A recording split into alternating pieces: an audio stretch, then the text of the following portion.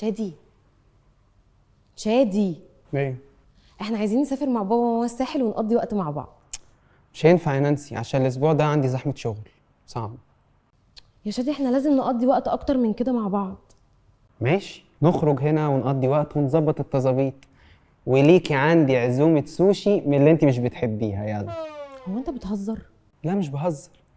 بمناسبه بقى نقضي وقت مع بعض دي، احنا النهارده متفقين ان احنا هنلعب مع بعض استغمايه. ها اوعي. انا مش بتفائل بقومتك خالص دي يا شادي، وبعدين احنا في ايه ولا في ايه يعني؟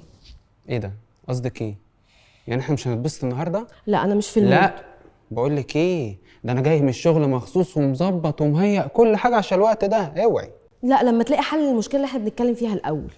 ما هو انا بحاول احل المشكله عشان نقضي وقت حلو مع بعض.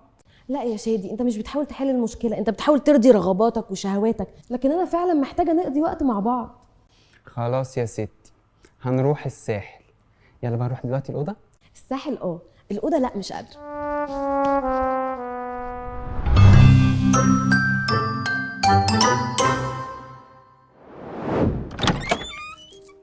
الحوار ده بنسمعه كتير جدا بين الزوجين، كل زوج بيبقى في حتة وكل زوج بيفكر بطريقته، وده لان احنا مش عارفين اهمية العلاقة الجنسية، او اقدر اقول مش عارفين مفهوم العلاقة الجنسية كويس. كل اللي احنا نعرفه ان العلاقة الجنسية دي علاقة جسدية بنستمتع بيها جسديا، بس الحقيقة العلاقة ليها مفهوم اعمق بكتير. ولو عايزين نعرف المفهوم العميق للعلاقة الجنسية لازم نرجع لنظرة الله للعلاقة دي. أول حاجة الله بينظر ليها بمفهوم أعمق، عشان كده قال في الكتاب المقدس: لذلك يترك الرجل أباه وأمه ويلتصق بامرأته ويكونان جسدا واحدا. والمفهوم الجسد هنا هو المفهوم الكتابي اللي كلنا نعرفه. هو بيتكلم إنه الجسد كل عضو بيتحمل التاني، كل عضو بيقبل التاني، كل عضو بيخدم التاني، وده المفهوم العميق. العلاقة دي مش بس جسدية، ده المفهوم الأضيق.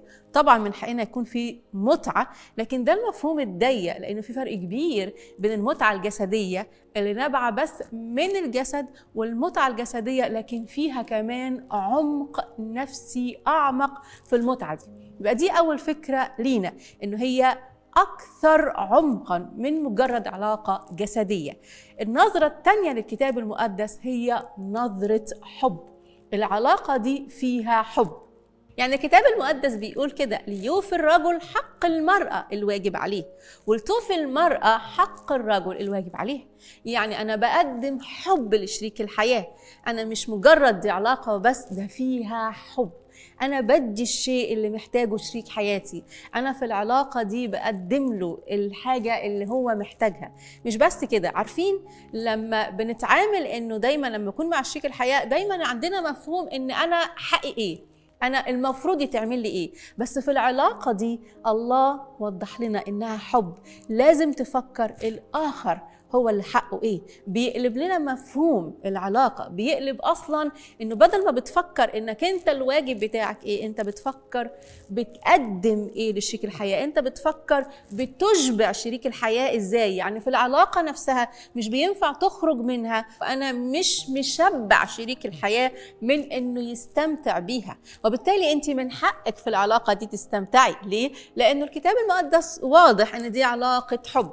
لو أنت حسيتي إنك مش قادرة تستمتعي بيها ما ينفعش تسكتي، لازم تقولي إن أنا محتاجة أحس بمحبتك من خلال إني أشعر بالعلاقة دي. الزوج محتاج إنه مش بس يمارس العلاقة، لأنه لو بيمارس العلاقة بس ده معناها إن إحنا وصلنا إنه بقت علاقة جسدية، لكن لو فيها محبة زي ما الكتاب المقدس بيقول والعمق في العلاقة فهمناها صح، مش هيعرف يخرج من العلاقة إلا لما يخليها هي كمان تكون مستمتعة. يبقى دي الفكرة الثانية. الفكرة الثالثة بقى إنه فيها تضحية. أنا بقدم نفسي للآخر، إنه الرجل ما بقاش متسلط على جسده بل المرأة، والمرأة مش متسلطة على جسدها بل الرجل. إحنا الاتنين بقينا حاجة واحدة، إحنا الاتنين بقينا جسد واحد. مفهوم إنه أنا ما بقيتش أهتم بنفسي لأنه أنا بقيت ملك لشريك الحياة. فكامرأة أنا بقيت ملك لزوجي والزوج ملك للزوجة. أحيانا في العلاقة دي بتبقى إنه المرأة بس هي اللي ملك للزوج، وإن الزوج من حقه يستمتع بالعلاقة دي. لكن في الكتاب المقدس لو هنمشي بالمفهوم العلاقة العميقة هنكتشف إنه لأ، مش بس المرأة اللي جسدها أصبح الرجل متسلط عليه، لكن كمان الرجل هو كمان أصبح جسده بتتسلط عليه الزوجة. والتسلط مش معناها السيطرة، معناها في العلاقة نفسها بقى الزوج كمان ملك للزوجة في العلاقة دي. فلازم يكون في بينا المفهوم العميق للعلاقة. احنا بقينا جسد واحد بالمفهوم العميق، احنا بنقدم محبة لبعض في العلاقة دي، مفيش اي نوع من انواع الانانية.